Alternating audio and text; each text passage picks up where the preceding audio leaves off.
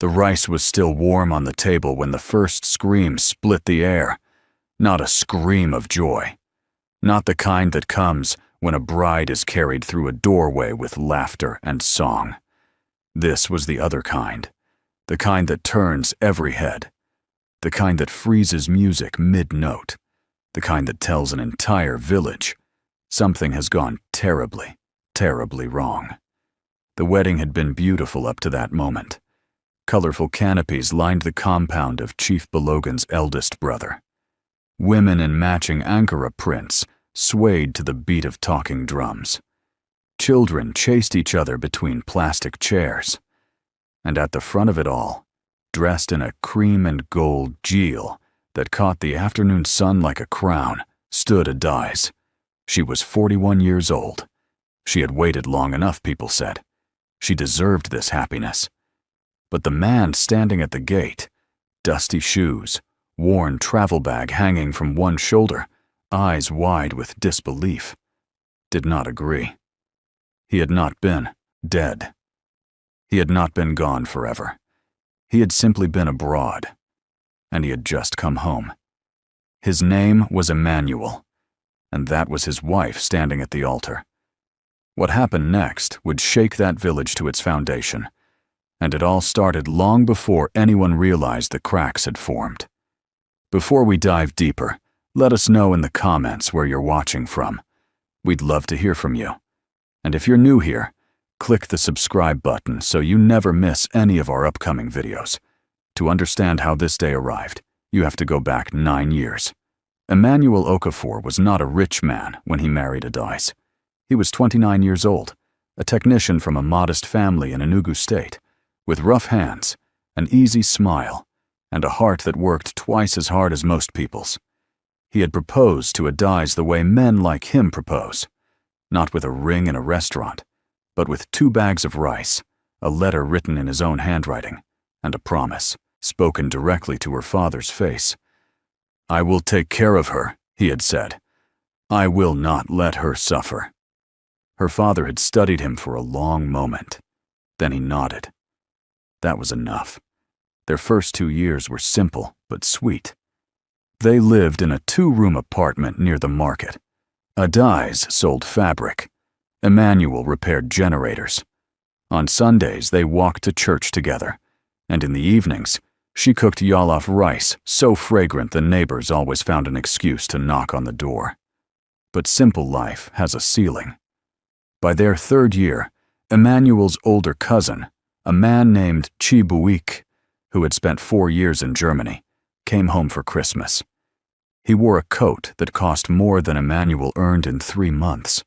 He spoke about opportunity the way prophets speak about salvation, with complete certainty and a gleam in his eye. "Germany is waiting for people like you," Chibuike told him over palm wine one evening. "People with skills, people willing to work. Emmanuel, you are wasting yourself here." Emmanuel had not planned to leave, but a man who loves his wife will do extraordinary things to secure her future. He discussed it with Adize for 3 weeks straight. She cried the first night. The second night, she asked questions. The third night, she told him, "Go. We will manage. Just come back to me." He left on a Tuesday morning in March. Adize stood at the motor park and watched the bus until she could no longer see it. She did not know it would be the last ordinary Tuesday of her life. The first 2 years of his absence were manageable. Emmanuel called every few days. The money came regularly, enough for Adize to stop selling fabric and open a small provision store. He sent extra for her mother's hospital bills. He sent more when the roof began leaking. He was 5,000 kilometers away, and still, somehow, present. But distance has a way of doing things to people that nobody warns you about. It does not arrive suddenly. It does not announce itself. It settles in slowly, the way harmattan dust settles on furniture, quietly, invisibly, until one day you run your finger across the surface and realize how thick the layer has become. By the 3rd year, the calls had shortened. "He is busy," Adaizi told her friend Ngozi. "He's working double shifts. He said so." "Of course," Ngozi said. But her voice carried something behind it, a hesitation, a question she did not ask out loud. The neighbors were less subtle. "These men who go abroad," one woman said loudly at the borehole one morning, not looking at Adaizi directly. "They leave one wife here and collect another one over there. It is what they do."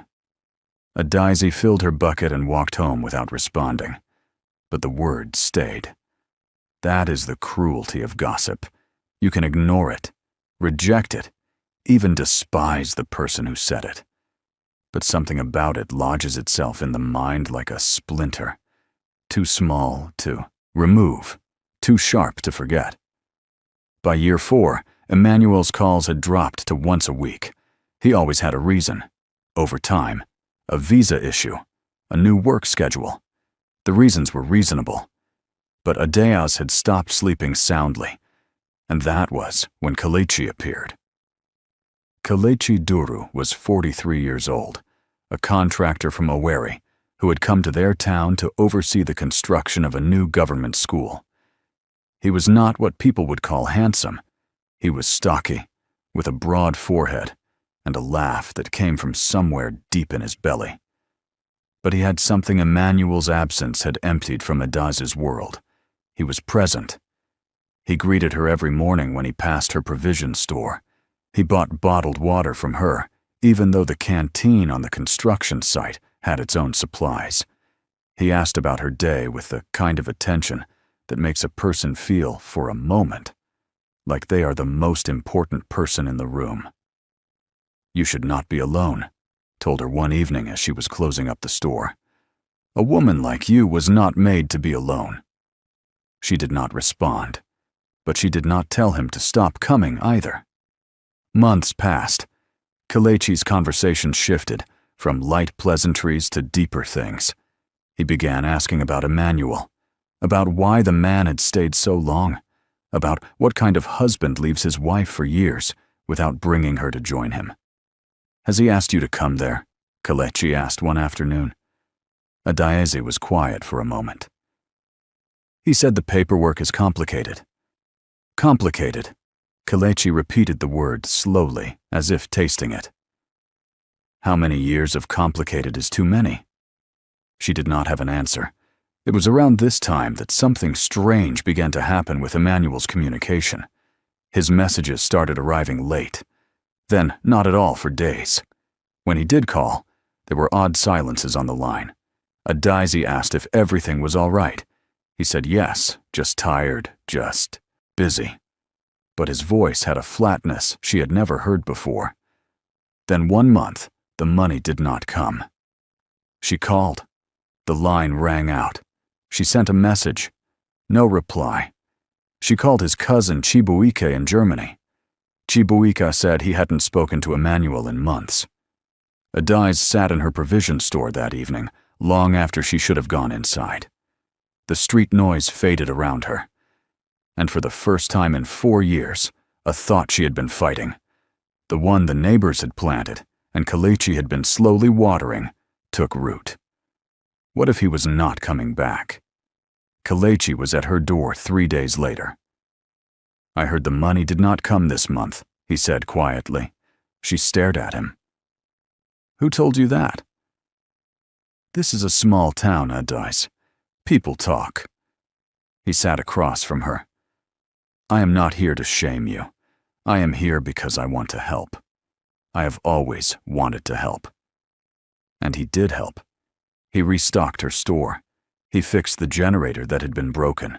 For 2 months, he paid for her younger sister's school fees without being asked. He was not subtle about what he wanted in return. But he was patient. He never pushed. He simply kept showing up, kept helping, kept saying, in words and in actions, that he was there. It took another 6 months. 6 months of silence from Emmanuel. 6 months of Kelechi's steady, suffocating presence. 6 months of neighbors' eyes and whispered conversations, and a loneliness so deep it had begun to feel physical, like something sitting on her chest every morning when she woke up. Then, one Sunday after church, Kelechi sat with Adaize's mother and put his proposal plainly on the table. The old woman had been ill for months. The medical bills had not stopped. And Emmanuel, the man her daughter had waited for faithfully for years, had gone silent. "I will take care of everything," Kelechi said. "All I am asking is a chance." Adaize's mother looked at her daughter for a long time. Then she said, "My daughter has suffered enough. If you're still watching up to now, type 'I'm still here' in the comment section. This story is just getting started. The wedding was set for a Saturday in November. Invitations went out. Food was cooked in large pots for 3 days. The women of the compound braided Adaize's hair into an elaborate crown. Her younger sisters pressed her dress until every fold lay flat. Her mother, weak but smiling from a plastic chair, watched the preparations with wet eyes. "You deserve this," the older woman said. "You deserve someone who stays." Adaize nodded. She told herself she believed it. But even on the morning of her wedding, her phone was on the table, turned on. Volume up, just in case. No call came. By 2 in the afternoon, the compound was full. Music played. Guests filled every chair and spilled out onto the street. Kelechi arrived in a well-pressed agbada, flanked by his groomsmen, looking like a man who had already won. And perhaps he had. What no one in that compound knew, what Adaize herself did not know, was what had been happening on the other side of the world. Emmanuel had not abandoned his wife. 6 months earlier, he had suffered a back injury on a construction site in Frankfurt. The injury had been serious enough to put him in hospital, and the paperwork, insurance claims, work permit complications, a legal dispute with his employer had tied him in knots for months. He had tried to call, but his German SIM had been deactivated after a billing dispute while he was in the hospital, and the phone Adaize knew had fallen and shattered in the accident. He had sent messages through Chibuike, but Chibuike, embarrassed to admit he had lost touch with his own cousin, had not delivered them. By the time Emmanuel had recovered enough to travel, he had saved every cent he could. He had bought a ticket home. He had imagined the look on Adaize's face when she opened the door. He had rehearsed the conversation 100 times on the plane. He had landed at Lagos that morning. He had taken a bus from Lagos to Enugu. He had taken an Okada from the park to their neighborhood. And as the motorcycle turned the corner onto his street, he heard it. Music. Loud music. A generator roaring beneath it. The smell of pepper soup and fried meat drifting through the afternoon air. He paid the Okada man and walked toward his compound. A small boy was sitting on the fence. Emmanuel recognized him, the son of the woman who sold corn across the road. "Whose party is this?" Emmanuel asked him. The boy looked at him curiously. "It is a wedding." "A wedding for who?" The boy tilted his head. "For Mama Adaize. She's marrying the contractor man today." The world did not spin. It did not go dark. It simply went very, very quiet. Emmanuel stood there with his travel bag on his shoulder and looked at the compound he had left 9 years ago. The compound he had been sending money to maintain. The compound he had been dreaming of returning to. And for a long moment, he could not move. Then, slowly, he walked through the gate. Someone saw him first. An uncle, a man in his 70s who had known Emmanuel since childhood, was standing near the entrance with a cup of palm wine. The old man looked at him, blinked, looked again. "Emmanuel?" The word came out barely above a whisper. Emmanuel did not answer. He was looking past the uncle, past the rows of chairs, past the dancing women, at the front of the compound, where Adaize stood beside a man Emmanuel had never seen before. She had not seen him yet. She was laughing at something her sister had whispered in her ear. She looked beautiful. The old uncle's cup of palm wine hit the ground. The sound made Adaize look up. There are moments in life that carve themselves permanently into memory. Not the moments we plan, not the graduations, or the promotions, or the careful celebrations. The other ones, the ones that arrive without warning and split time into before and after. For Adais, this was that moment. She looked across the compound, and she saw him. Her mind refused it at first, the way a sleeping person pushes away a shaking hand. Surely not. Surely this was someone who resembled him. Surely this was exhaustion, or nerves, or the strange tricks that guilt plays on a wedding day. But then Emmanuel took one step forward, and she knew. Emmanuel! The name left her mouth as a breath, not a word, and it was loud enough. Someone near the front heard it. They turned. Then the person beside them turned. Then the music seemed to notice. The rhythm stuttered, faltered, and died. Kelechi frowned. He followed his bride's gaze across the compound and saw the man standing at the edge of the crowd with a travel bag and 9 years of absence written all over his face. The silence that fell over that compound was the loudest thing any of them had ever heard. "Is that?" someone started. "It is Emmanuel," the old uncle said. His voice shook. "He has come back." Adai's legs carried her forward 2 steps before they stopped. "You were gone," she said. Her voice broke on the last word. "I tried. I called. There was no answer. For months. The money stopped. I thought I was in hospital," Emmanuel said quietly. The words were simple. Quiet. But they hit the compound like a stone thrown into still water. "I was in hospital for 4 months. I lost my phone. I tried to reach you through Chibuike." Every head in the compound turned toward Chibuike, who had arrived that morning among the wedding guests. Chibuike's face had gone gray. "I sent him messages," Emmanuel said. "I told him to tell you I was alive, that I was coming home." Chibuike opened his mouth, closed it. Then he sat down, heavily in the nearest chair, and said nothing. That silence was its own confession. And then a different voice broke through. Not quiet, not broken, but furious. "Kelechi.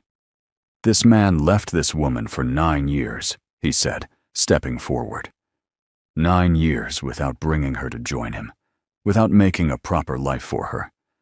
And now he wants to come back on the day she has found peace and claim her like a lost property?"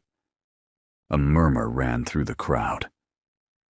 "She is still my wife," Emmanuel said. He did not raise his voice. "In the eyes of God and the law and this family, she is still my wife. No ceremony today changes that." The ceremony was nearly complete. "Nearly," Emmanuel said, "but not finished." He looked at Adais, and for the first time since he had walked through that gate, something in his expression cracked open. "I never stopped sending," he said. "Even from the hospital bed, I found a way. I never stopped thinking about coming home to you. I never." His voice broke for just a moment before he steadied it. "I never once thought about not coming back." Adais pressed both hands over her mouth. Tears came. Not quietly, the way tears come in private moments, but in great, heaving waves that shook her entire frame, so that her sister stepped in on either side of her without thinking, the way people move instinctively when they sense something is breaking. "He knew," a voice said from somewhere in the crowd. "The contractor. He knew her husband was alive." All eyes moved to the speaker, a young woman near the back, one of Kelechi's workers from the construction site. "He received a message 3 months ago," she said. Her voice was shaking, but she did not stop. "From the cousin. He was told the husband was coming home. He moved up the wedding date. He said if the marriage was completed before the man arrived, there was nothing anyone could do." The temperature in that compound changed. Kelechi turned on the woman with hard eyes. "You are lying." "I have the message on my phone," she said simply. "I was there when he received it." An elder stood up from the high table. His voice, when it came, was the kind that does not need to be raised to fill a space. "This ceremony," he said, "is suspended." And just like that, with 4 words from an old man in a white caftan, the wedding was over. The guests began to leave in small, quiet groups. No one laughed. No one danced. The talking drums had long gone silent. Kelechi left without a word, walking quickly through the gate as if he could outpace what he had done. He could not. Chibuike sat in his chair with his head in his hands as the compound emptied around him. And in the silence that remained, Adaize and Emmanuel stood a few feet apart from each other. The wedding gel still on her head, the travel bag still on his shoulder. Neither of them spoke for a long time. There are things that happen in a life that cannot be answered with words, that can only be lived through, slowly, painfully, with the understanding that healing is not the same as forgetting, and that love, real love, is not a feeling that survives on its own. It needs presence. It needs communication. It needs the courage to fight distance before distance wins. What happened to their marriage after that day is not a simple story. There were hard conversations. There was grief on both sides. His for the homecoming he had imagined. Hers for the doubt that had grown in the silence he had not known how to fill. There was anger too, especially once the full extent of Chibuike's betrayal became clear. The cousin had received Emmanuel's messages, had known he was alive, recovering and coming home, and had said nothing. Whether out of laziness, cowardice, or something worse, no one could say for certain. But here is what the village remembered, long after the whispers faded. Emmanuel did not leave again. He stayed. He found work closer to home. He sat in the provision store on quiet afternoons and helped Adaize count change. And slowly, not all at once, but slowly, the two of them began to rebuild what time and silence and other people's cruelty had nearly destroyed. Loneliness is not a character flaw. It is a human condition. Adaize had not been wicked. She had been alone, and she had been lied to. First by her own fear, then by a man who had calculated that her loneliness was something he could use. Emmanuel had not been negligent. He had been broken, and then buried under paperwork and circumstance, while the one person who should have been his lifeline stayed silent. And Kelechi, the man who had sat at her mother's table and promised to take care of everything, had known the truth and chosen his own advantage over another human being's life. Some mistakes happen in a moment, but their consequences live in the body for a long time. The next time you feel forgotten by a person, by life, by someone who once promised to stay, remember this. Silence is not always abandonment. Distance is not always desertion. And patience, though it costs everything, is sometimes the only thing that saves what matters most. But also remember this. If you love someone across an ocean, call louder. Write longer. Find another way. Because silence, even well-meaning silence, is a door that other people will walk through. If this story moved you, share it with someone who needs to hear it. Leave a comment telling us, would you have waited or moved on? Hit that subscribe button and the notification bell so you never miss our next story. We'll be here,